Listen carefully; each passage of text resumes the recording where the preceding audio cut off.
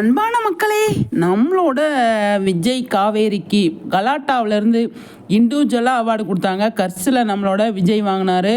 அதே மாதிரி ஃபேவரெட்டில் வந்து நம்மளோட லட்சுமி பிரியா வாங்கினாங்க. பேர்லேயும் அவங்க வந்து அவார்டு வாங்கினாங்க இல்லையா, பெஸ்ட்டு பேர் அப்படின்னு சொல்லி அவார்டு கிடச்சிது அவங்களுக்கு. அதில் நாமினேட் ஆனவங்க எல்லாரையுமே வந்து அவங்க இன்டர்வியூ எடுத்துட்டாங்க. விஜய் காவேரியை தனித்தனியாக தான் எடுத்திருக்காங்க, பேரை இன்னும் எடுக்கலை அப்படிங்கிறது எனக்கும் புரியுது. கமெண்ட்ஸில் நிறைய கேட்டிருக்கீங்க, அவ்வளோ கேட்டிருக்கீங்க. கமெண்ட்ஸில் வந்து சொல்கிறாங்க, எல்லாருமே சொல்கிறாங்க, ஏன் அவங்க இன்டர்வியூ எடுக்கலையா, ஏன் போடாமல் இருக்காங்க, எப்போ தான் போடுவாங்க அப்படின்னு கேட்குறீங்க. அது வந்து என்னென்னு எனக்கும் ஒன்றும் புரியலைங்க.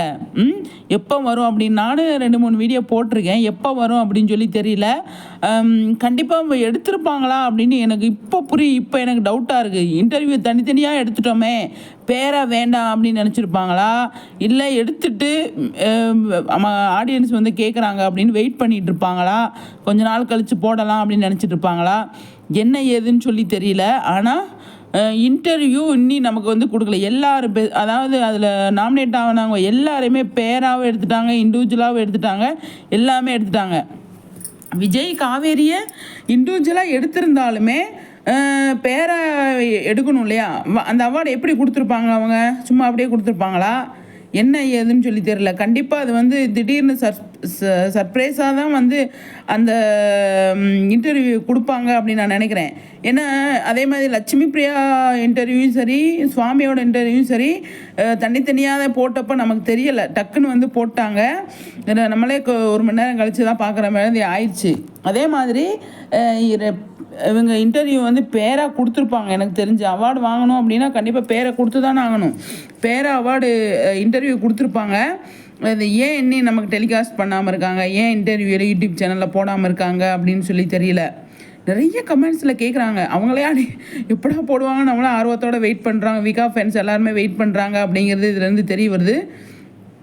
இது சம்மந்தமாக நான் ஒரு வீடியோ கூட போட்டிருந்தேன். இதே கமெண்ட்ஸில் நிறைய பார்த்துட்டு சரி என்னென்னு நம்மளும் பண்ணலாம் அப்படின்னு சொல்லிட்டு இதே மாதிரி கமெண்ட்ஸில் அடிக்கடி கேட்குறாங்க. பார்ப்போம், இன்டர்வியூ எடுத்திருக்காங்களா இல்லை எடுக்கலையா, இனிமேல் தான் எடுக்கணுமா, இல்லை எப்போ போடுவாங்க அப்படின்னு சொல்லி தெரில. நம்ம வீடியோ போட்டிருக்கோம் இல்லையா, பார்க்கலாம். எல்லாத்தையும் பார்த்துட்டு சரி மக்கள்லாம் வந்து கேட்குறாங்க, கண்டிப்பாக நம்ம விகாவோட இன்டர்வியூ போட்டே ஆகணும் அப்படின்னு எடுக்கலைன்னா கூட, இன்டர்வியூ எடுக்கலைன்னா கூட கண்டிப்பாக வந்து எடுத்து போடணும் அப்படின்னு அவங்களுக்கு வந்து மைண்ட் செட் வர்றதுக்கு நிறையவே சான்ஸ் இருக்குது. அவார்டு கொடுக்கணும் அப்படின்னா இன்டர்வியூ எடுத்து அதனால் கொடுக்க முடியும். அதனால் நம்ம ஃபேன்ஸ் கேட்குறது கரெக்டு தான். வின் பண்ணியிருக்காங்க, அது எப்போ கொடுப்பாங்க அப்படின்னு இருக்குது. பார்ப்போம் எந்த மாதிரி கொண்டு வராங்க அப்படின்னு.